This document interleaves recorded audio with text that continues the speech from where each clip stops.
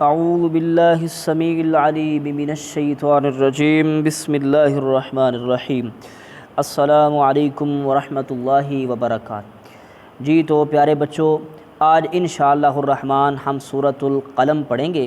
اس سے پہلے جتنی صورتیں ہیں الحمدللہ ہم نے ان کے لیکچرز بنا کے اپنے چینل پر اپلوڈ کر دیے ہوئے ہیں۔ اگر آپ وہ ساری صورتیں پڑھنا اور دیکھنا چاہتے ہیں تو چینل کی پلے لسٹ میں جا کے 8 کلاس ترجمۃ القرآن کی پلے لسٹ میں جا کے آپ تمام کے تمام لیکچرز کو سن سکتے ہیں۔ ورڈ بائی ورڈ ہم نے ترجمہ کیا الحمدللہ، اور با محاورہ بھی ساتھ مختصر تشریح بھی کی ہے۔ اگر چینل اچھا لگے تو چینل کو سبسکرائب کر دینا، ویڈیو کو لائک کر دینا۔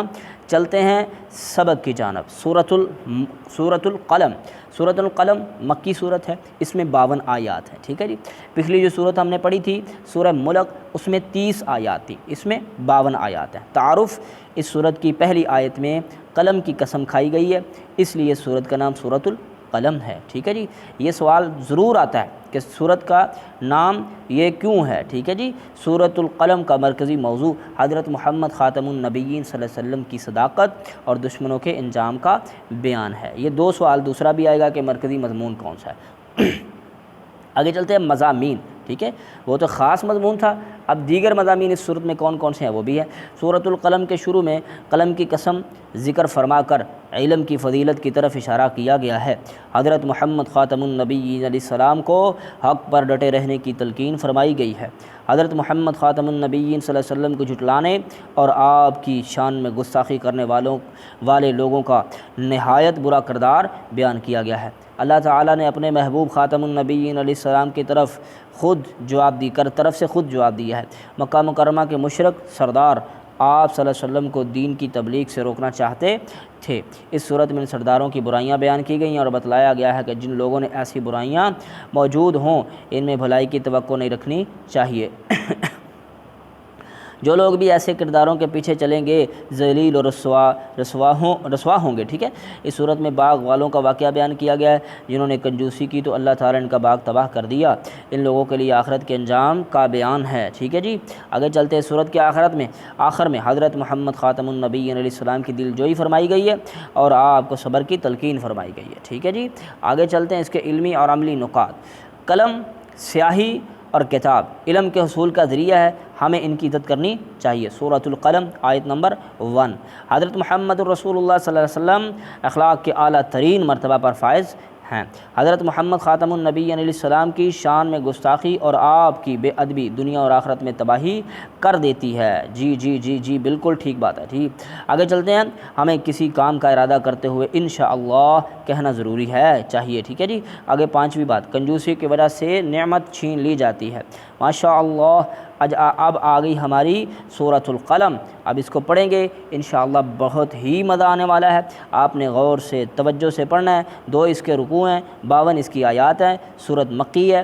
بسم اللہ الرحمن الرحیم۔ بڑی غور سے میرے پیارے بچوں، بڑی غور سے پڑھنا ہے، بڑی غور سے پڑھنا ہے۔ اس میں ملنے والی ہدایات کو اپنے سینے میں جگہ دینی ہے تاکہ ہم اس پر عمل کر کے اپنے آخرت میں امتحان میں بھی کامیاب ہو جائیں۔ ملک پاکستان کی یہ بہت ہی اعلیٰ کردار اور قدم ہے کہ انہوں نے یہ آپ کے نصاب میں ترجمۃ القرآن رکھا تاکہ آپ قرآن کو بھی چکھیں اور دیکھیں کہ اس میں بھی کتنا لطف اور مزہ ہے، ٹھیک ہے جی۔ شروع کرتے ہیں، بسم اللہ الرحمن الرحیم۔ نون، قسم ہے نون کی، ٹھیک ہے جی۔ نون بلکہ نہیں، قسم نون کی نہیں ہے، قسم قلم کی ہے، صرف نون حرف مقطعات میں سے ہے۔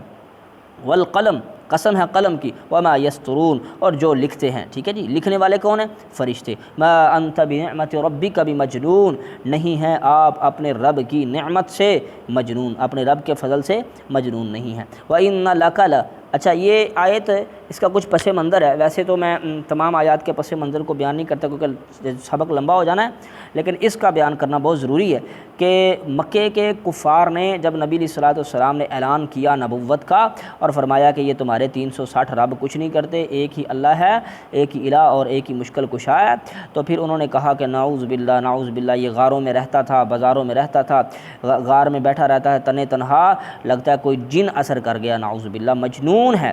تو نبی علیہ الصلوۃ والسلام کا ظاہر بات ہے آپ ایک بشر تھے، اس بات میں کوئی شک نہیں کہ سید البشر تھے، سب سے بہترین انسان تھے، اعلیٰ ترین انسان تھے، لیکن تھے تو انسان نا، اس لیے آپ کا دل بھی دکھا تو اللہ پاک نے حوصلہ اور تسلی دیتے ہوئے فرمایا ما انت بنعمت ربک بمجنون، اے میرے پیغمبر آپ اپنے رب کی رحمت سے مجنون نہیں ہیں، ٹھیک ہے، یہ ہو سکتے ہیں مجنون، پاگل اور دیوانے، آپ کو ہم نے ہدایت دی ہے، وَإِنَّكَ لَعَلَىٰ صِرَاطٍ مُسْتَقِيمٍ، آپ تو سیدھے رستے پہ ہیں، آپ مجنون نہیں ہیں، وَإِنَّ لَكَ لَأَجْرًا غَيْرَ مَمْنُونٍ، اور آپ سن لیں کہ آپ کے لیے وہ اجر ہے جو کبھی ختم ہونے والا نہیں ہے، وَإِنَّكَ لَعَلَىٰ خُلُقٍ عَظِيمٍ، اور آپ اگلی بات بھی سن لیں کہ آپ خلق عظیم کے عظیم منصب پر فائز ہیں۔ اللہ اکبر، ہمارے نبی کی عظمت، شان، شوکت، عزت، رفعت، مقام، مرتبہ، وَإِنَّكَ لَعَلَىٰ خُلُقٍ عظیم، آپ خلق عظیم کے عظیم منصب پر فائز ہیں، فَسَتُبْصِرُ، ان قریب آپ بھی دیکھیں گے، وَيُبْصِرُونَ، اور یہ بھی دیکھ لیں گے، بِأَيِّكُمُ الْمَفْتُونُ، کون ہے مجنون، ٹھیک ہے جی، یہ دیکھ لیں گے کہ کون ہے اللہ کی طرف سے اس کی آزمائش ہو رہی ہے اور کون مجنون ہے۔ ان ربک، بے شک آپ کا رب، هو اعلم بمن ضل عن سبیلہ، اس کو بہت خوب جانتا ہے جو اپنے رستے سے بھٹک چکا ہے، وهو اعلم بالمہتدین، بلکہ وہ ہدایت یافتوں کو بھی جانتا ہے۔ انہوں نے کہا نا نعوذ باللہ، نعوذ باللہ، یہ محمد صلی اللہ علیہ وسلم جو اپنے دین سے بھٹک چکے ہیں، تو اللہ فرماتے ہیں ہم یہ بھی جانتے ہیں کہ سیدھے رستے سے کون بھٹکا اور کون ہدایت پر ہے۔ فلا تطع المکذبین، یہ جو مرضی کہتے رہیں، آپ نے کسی جھوٹے بندے کی اطاعت و فرما برداری نہیں کرنی، ان کی بات نہیں مارنی۔ ودو، وہ چاہتے ہیں، لو تدہنوا، آپ نرمی اختیار کریں، فیدہنون، وہ بھی نرمی میں پڑ جائیں گے، یعنی آپ توحید کے اعلان میں نرمی کریں اور وہ کہتے ہیں ہم بھی نرمی کریں گے، لہذا آپ نے نرمی نہیں کرنی۔ ولا تطع کل حلاف مہین، آپ نہ بات مانیں کسی بہت زیادہ قسم اٹھانے والے رسوا کی، گھٹیا انسان کی، ٹھیک ہے جی۔ آگے چلتے ہیں، حماد مشاء بنمیم، بہت زیادہ عیب نکالنے والا، بہت زیادہ غیبت کرتا پھرتا، مشاء چلتا پھرتا ہے، بنمیم غیبت کے ساتھ، یعنی بہت زیادہ غیبت کرنے والا بندہ اور بہت زیادہ قسمیں اٹھانے والے بندے کا کوئی اعتبار نہیں، ایسے بندے کی بات کو نہیں مارنا۔ اس کی اور بھی آگے جو صفات بیان کی گئی ہیں، مناع للخیر، خیر کو روکنے والا، خیر سے روکنے والا، خیر کو روکنے والا، معتد اثیم، حد سے تجاوز کرنے والا، گناہ گار، معتد کہتے ہیں حد سے بڑھنے والا، اثیم اسم تھے، اسم کا معنی ہے گناہ، عتل بعد ذالک، بد مزاج ہے، بعد ذالک زنیم، اس کے بعد بد اصل بھی ہے۔ بد اصل سے مراد کیا ہے؟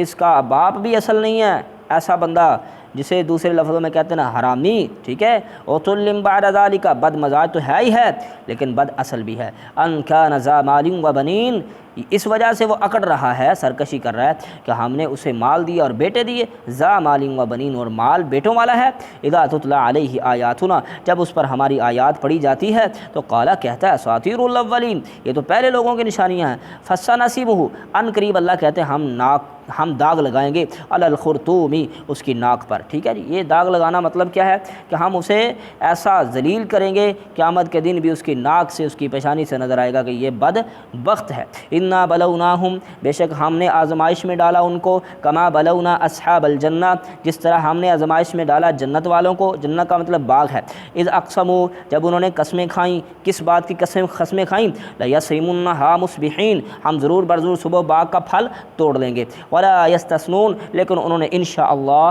نہیں کہا، فطاف علیہا طائف من ربک، تو چکر لگا گیا اس پر ایک چکر لگانے والا، کیا؟ اللہ کا عذاب، طواف کرتے ہیں نا کعبۃ اللہ کا، 7 چکر لگاتے ہیں، اس کا مطلب ہے اس کے بعد چکر لگا گیا ایک چکر لگانے والا، ٹھیک ہے جی، طائف من ربک، آپ کے رب کی طرف سے، وہم نائمون، اس حالت میں کہ وہ ابھی لیٹے ہوئے تھے، فاصبحت کالصریم، انہوں نے صبح پایا کھیتی کو اس طرح، فاصبحت، تو صبح کے وقت وہ کھیتی ہو گئی کٹی ہوئی، فتنادوا مصبحین، تو انہوں نے ایک دوسرے کو صبح کے وقت پکارا، ان اغدوا علی حرثکم، اپنی کھیتی پر صبح سویری کرو، یعنی جلدی جلدی اپنی کھیتی پر چلو، ان کنتم صارمین، اگر تم ہو کاٹنے والے، یعنی کھیتی کا پھل توڑنے والے ہو تو چلو، فانطلقوا، وہ چلے، وہم یتخافتون، اور وہ اس بات سے خوف کھا رہے تھے، چپکے گئے، اللہ یدخلن هل یوم علیکم مسکین، کہ آج کے دن تم پر کوئی مسکین داخل نہ ہو سکے، یعنی ہم فصل کو توڑنے جا رہے ہیں، پھل کو توڑنے جا رہے ہیں، کوئی مسکین نہ آ جائے انہیں ان کا حصہ